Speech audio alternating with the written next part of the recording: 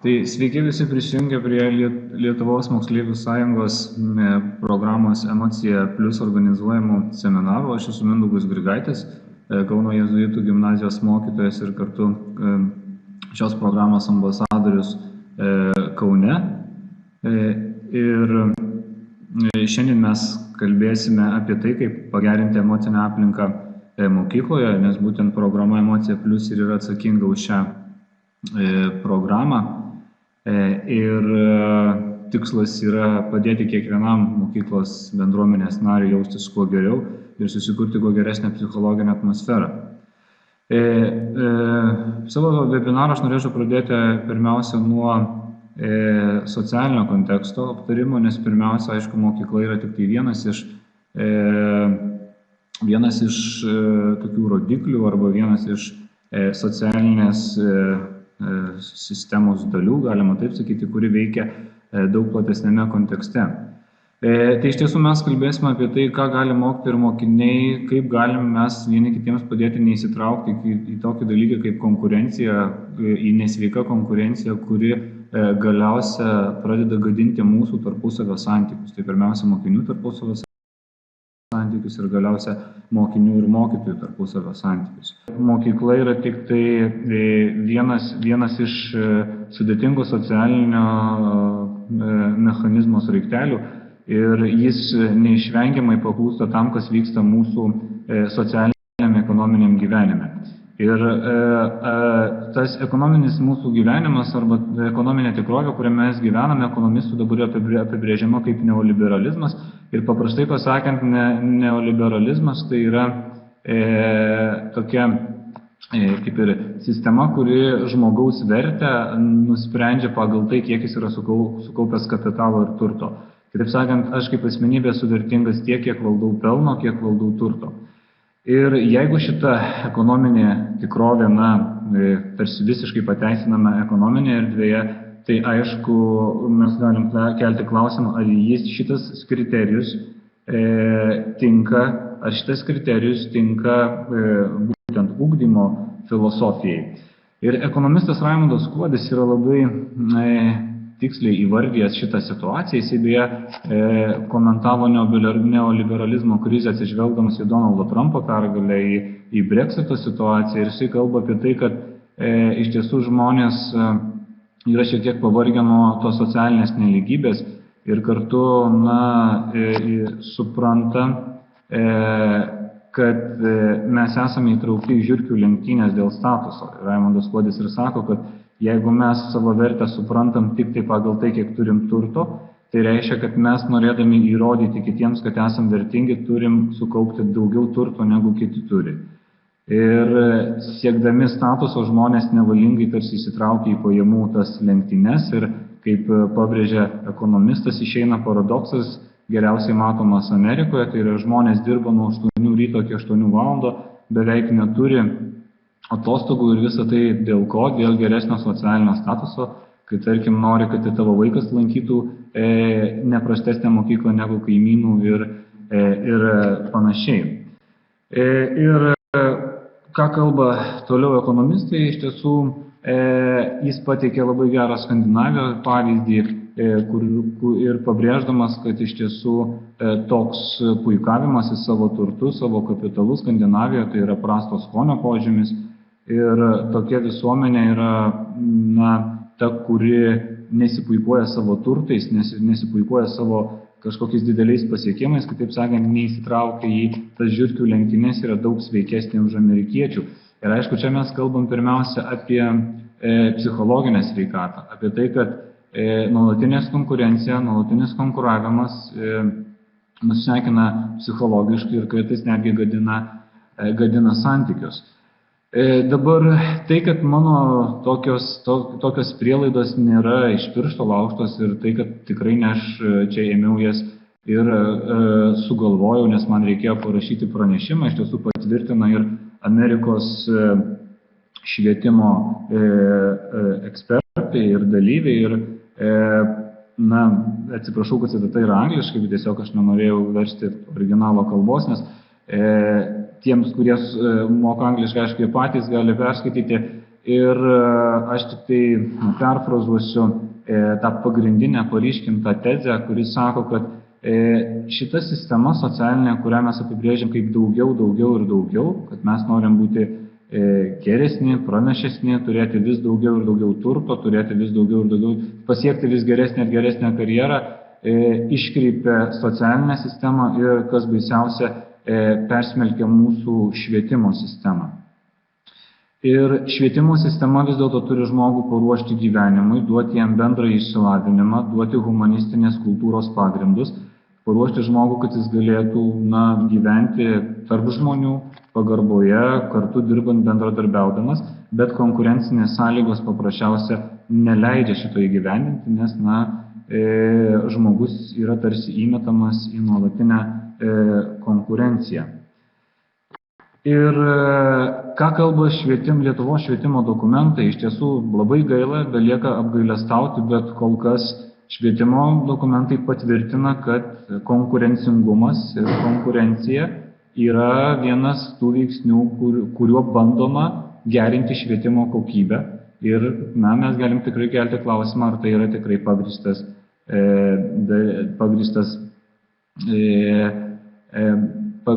ar tai yra pagrįsta tokia strategija. Tai būtent kelios frazės iš įvairių švietimo dokumentų.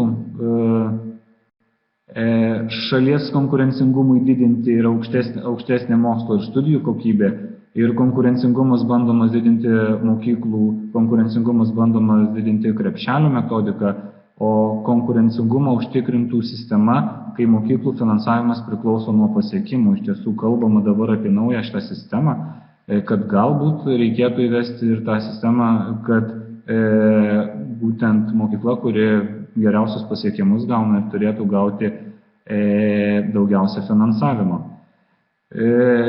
Tai mes iš tiesų turėtume kelti klausimą, kur tai veda ir kuo tai iš tiesų baigėsi, kaip tai atsiliepia mūsų santykiams. Dar vienas baisus dalykas yra, štai šitas, tai yra reitingai, reitingavimas, bandymas reitinguoti mokyklas pagal įvairius kriterijus, pagal neaiškus kriterijus, iš tiesų tai yra akademinius pasiekimus ir dar įstojimo prioritetus ir taip toliau, bet mes tada tokį mokyklinį ugdymą paverčiam, mano manimu, vartotojiško arba labai siauro, galbūt siauro tokio, taikome mokykliniam ugdymui labai siaurus kriterijus, nes vis dėlto, kaip ir minėjau, mokykla duoda bendrąjį ugdymą, bendrąjį išsilavinimą, suformuoja pasaulėžiūrą, galiausia sukuria žmogaus bendravimo kultūrą, ar tai galima išmatuoti, nes mano galva efektyvi mokykla tai yra ne ta, kuri patenka į pirmosius reitingų skaičiukus, bet ta, kuri iš tiesų suformuoja žmogų, pasiruošusi dialogui, pasiruošusi bendradarbiavimui, pilietiškai aktyvų. Ir kaip išmatuoti štai šitus elementus, kokiais kriterijais mes išmatuosime. Taip, kad kelčiau klausimą, kad iš tiesų reitingavimas iš tiesų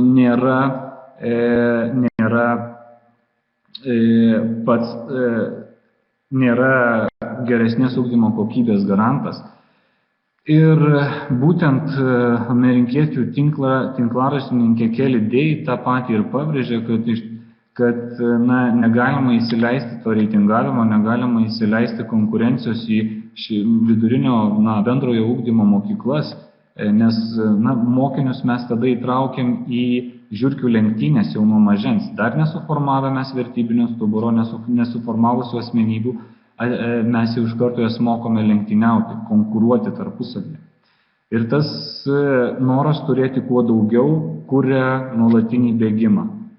Ir tada švietimo sistema, tarkim, mokykla yra nepatenkinta tuo, ką rado reitinguose ir pradeda įvairiais būdais galvoti, kaip pagerinti. Tai prasideda daugiau pamokų, daugiau namų darbų, daugiau užduočių, dar daugiau spaudimo mokytojams, dar daugiau spaudimo mokiniams, dar daugiau susirinkimų, visko kuo daugiau, kad tik taip tie reitingai būtų atgauti.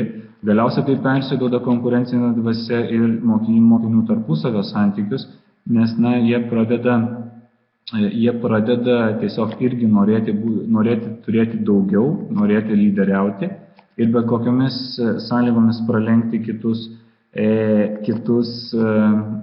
tuos žiurkių lenktynių dalyvius. Ir ką tokia sistema sukuria, kada mes norime atsidurti reitingų skalės viršuje. Galima kalbėti ir apie tą mokyklų reitingavimą, galima kalbėti ir apie mokinių reitingavimą. Dar vienas dalykas yra tai, kad jeigu mes įprantame save reitinguoti, galiausiai mes prieinam prie to, kad mes save vertinam pagal kažkieno kito sugalvotus kriterijus. Štai kaip tie žurnalai, ne vienas yra reitingas ir jie visi turi skirtingus kriterijus ir paskelbė viešojo erdvėje tos savo reitingus, sudarytus pagal subjektyvus kriterijus ir tada mes tarsi savo vertę tikriname pagal kažkieno tai sukurtą požiūrį, tuos vertės matą. Ir kas tada atsitinka? Aišku, mes tada labai nusiviliame, jeigu, tarkim, savo mokyklos nerandame tame sąraše arba savo mūsų mokyklos sudarytuose sąrašuose mes net laikome tos konkurencijos ir nepakliūname į pirmuosius numerius. Ir kuo tai baigėsi? Tai baigėsi iš tiesų pirmiausia psichologiniu išsekimu, kaip čia keli idėjai ir sako, visą tai sukuria labai dar daugiau perdegusių mokytojų ir perdegusių mokinių, stresuojančių mokinių ir vis daugiau tos nevilties ir pykčio. Todėl kelti galima klausimą, kur eiti mūsų švietimo sistemai ir kaip išsivaduoti iš to rato, iš užburto rato konkurencijos. Aišku, galima ginčytis, kad vis dėlto konkurencija yra įgimtas dalykas, kad jos neišvengsime gyvenime ir taip toliau. Tikrai taip, kad gyvenime iššūkių niekas neišvengs. Tai yra gyvenime iššūkiai tik užgrūdina ir motyvuoja, bet klausimas yra toks, ar mums rinktis tą vakarietišką konkurenciją grįstą sistemą, ar vis dėlto glaustis prie daug pranašesnių švietimo sistemų, kaip pavyzdžiui Suomijos, kur yra atsisakiusi reitingavimo sistemos, yra netgi visiškai ignoruoja tuos pasaulinius tyrimus, kur yra tyriami mokinių gabumai ir jie tiesiog žino, ko reikia jų kultūrai, jie žino, ko reikia jų visuomeniai ir būtent savo švietimo sistemą reformuoja taip, ko reikia tai visuomeniai. Ir tai yra investuoja į bendruomeniškumą, į kūrybiškumą. Dabar, kai mes žvelgiame į mūsų visuomenę, akis bado kas, tai yra pirmiausia daugybė savižudybių, kas rodo, jog mes gyvenam labai psichologiškai nesaugioje aplinkoje, bet mes užuot mokyklą kūrę kaip psichologiškai darnią aplinką, kuri iš tiesų skatintų mokinių pasitikėjimą savimi, kuris skatintų bendruomeniškumą, bendrumo jausmą, mes įvilkame į tokius konkurencinius žaidimus. Ir švietimo analitikas Kohnas sako, kad konkurencija yra iš tiesų išmoktas socialinis kultūrinis reiškinys, kad tai yra mes jos išmokstame, nes manome, kad tu nuolat turime būti pranašesni. Tai užuot iš tiesų mes kūrę tą psichologiškai saugią aplinką, mokyklą naudoja kaip būtent šitos psichologinių didelių traumų būtent neutralizavimo įstaigą, mes ją vis dėlto matome kaip mokinių ruošimą tai rinkos ekonomikai, tai yra kaip mes mokome mokinius konkuruoti ir mokomės stengtis pralenkti kitus. Ir aišku, tai kuria nesveikus santykius. Viskas, aišku, prasideda ten, kur yra konkurencija, ten kitas matomas kaip priešas. Tokioje visuomenėje bendruomeniškumo laipsnis yra labai mažas ir kultūrologai pateikia Danijos pavyzdį ir sako, maža šalis, ne per daugiausiai ir turtinga, neišsiskirianti kažkokiais tai ištekliais, bet ji pagal laimės indeksą yra viena aukščiausių, labiausiai gal pažengusių šalių. Ir kodėl? Ir daro išvadą pirmiausia todėl, kad žmonės yra labai bendruomeniški, dalyvauja vietos bendruomenių veikloje, jie stengiasi kurti dialogą tarp savo tos bendruomenės narių, tarp atskirų bendruomenių, ten įvairūs knygų klubai, įvairūs būreliai ir taip toliau.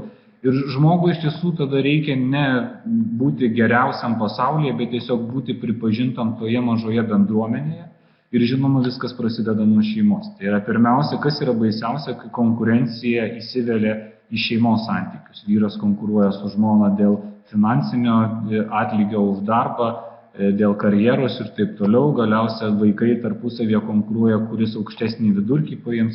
Jeigu dar tėvai pradeda mokėti pinigus už aukštą vidurkį, tai mano manymu iš viso yra tėvų labai didelė bėda ir įda dėl to, kad konkurencija skatinama visiškai nesveikom priemonėm.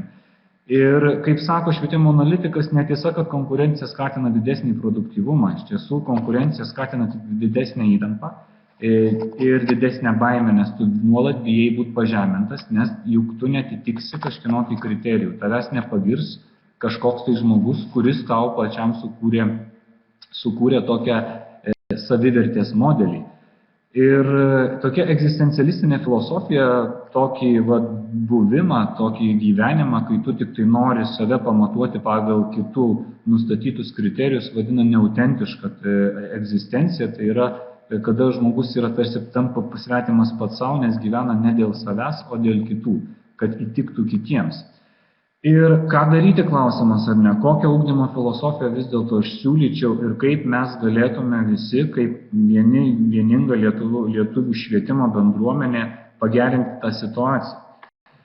Tai pirmiausia, reikėtų ne konkuruoti, o bendradarbiauti ir, kaip pabrėžia neseniai švietimo ministerija, tik 2015 metais atliko tyrimą ir ištyrė, ką daro konkurencija mokyklose, kiek tai yra efektyvus švietimo reformavimo ir švietimo efektyvinimo būdas ir pasirodo, kad tikrai tai nėra pats efektyviausias, nes sako, kad ir verslo struktūrose, ir mokykloje daug produktyvesnis darbas yra tada, kai jis yra atliekamas bendradarbiaujant, kai yra turimas vienas tikslas ir dėl to tikslo siekiama.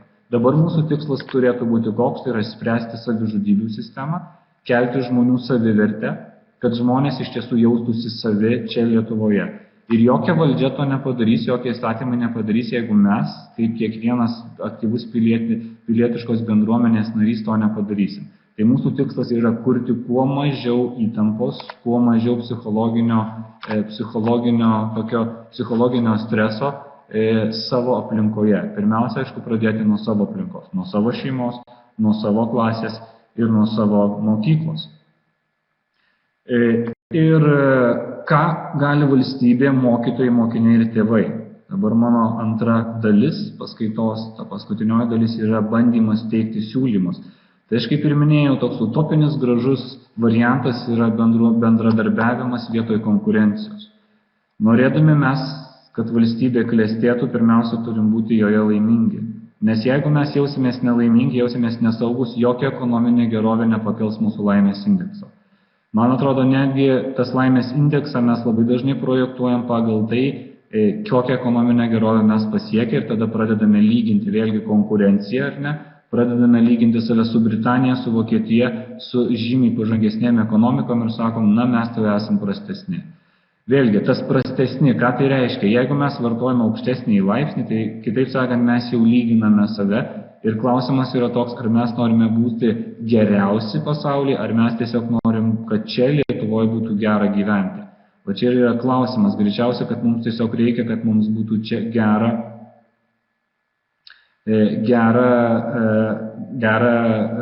būtent gyventi čia ir dabar.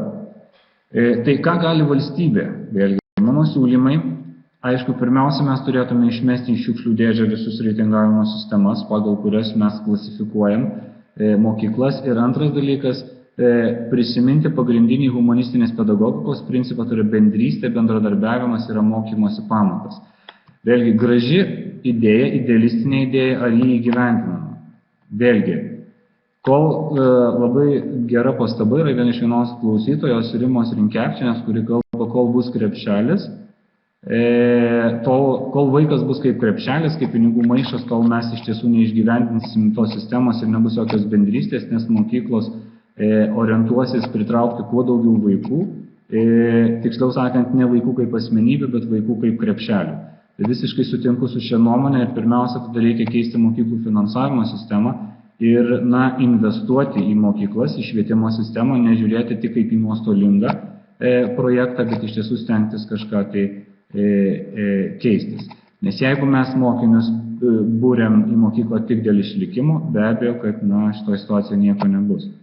Tai valstybinio masto problemos sprendimas yra toks, kad svarbiausia yra mokyklas finansuoti tikrai ne pagal pasiekimus ir ne pagal krepšelius, bet tiesiog stengtis skatinti žmonių tarpusavio bendradarbiavimą ir nes bendradarbiaujant pasiekime aukštesnių rezultatų nei konkuruojant.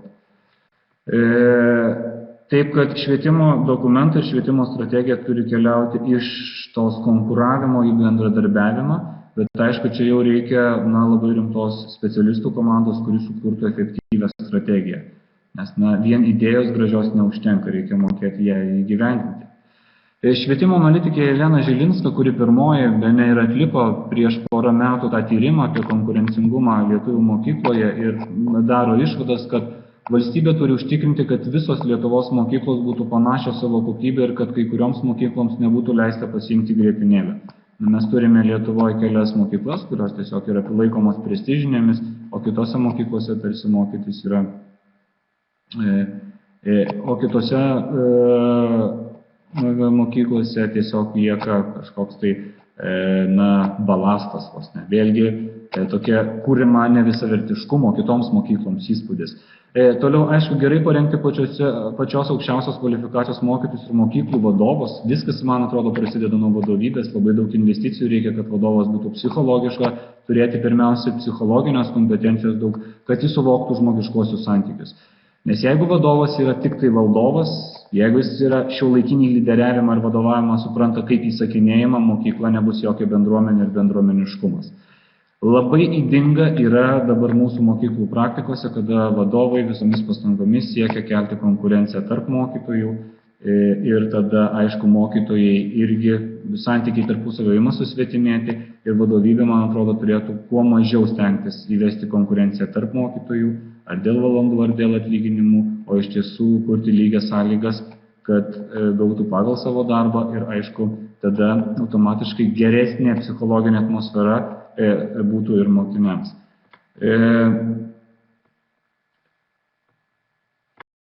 Toliau, aišku, mokytojų tikslas vėlgi, kadangi mes dalyvaujam žiurkių lenktynėse, dabar aš kaip mokytojas irgi jaučiu, kad esu įtrauktas į tą konkurencijos žaidimą, kad mokinys turi pasiekti geresnius rezultatus, kad irgi esi verčiamas save, geras specialistas esi tik tada, kai pasieki ten geriausius rezultatus, kai tavo vaikai pralenkia kitus ir panašiai, tai automatiškai, jeigu keistųsi valstybinė sistema, tai tuomet, aišku, ir mokytojams būtų geriau iš tiesų realizuoti tą humanistinės pedagogikos principą, tai yra išugdyti laisvą ir kritiškai mąstančią asmenybę, jaučiančią atsakomybę už savo valstybę ir bendruomenę. Ir kitas dalykas, aišku, ką gali mokiniai. Aš čia matau kelis komentarus, aš po to pabandysiu webinaro pabaigoje pasakyti savo nuomonę, vėlgi nesu joks didelis ekspertas, tiesiog iš savo patirties pateiksiu gal savas įžvalgas ir mokinių tikslas neplenkti kitą mokinį, o išmokti tai, ką gali išmokti. Labai svarbus yra individuali pažanga, individualūs tikslų kėlimai, kuriuos orientuota būtent yra Suomijos švietimo sistema ir nes to reikia iš tiesų, kad taptų visaverčių bendruomenės narių mokinys. Vis dėlto mokinys pirmiausia turėtų pretenduoti į tą bendruomeniškumą, kad ir kaip utopiškai tai kalbėtų. Ir kitas mokinys nėra trukdis sėkmei pasiekti, tai nėra trukdis, kad aš būčiau geriausias, kitas yra partneris, kuris gali padėti arba kuriam reikia padėti. Štai čia yra toksai santykis, kuris tarp mokinių, tarp mūsų visų bendruomenės narių tik tai padėtų mums patiems išsivaduoti iš žiurkių lenktynių ir iš tiesų kurti daug geresnę ir socialinę mikroklimatą ir kartu geresnį ugdymo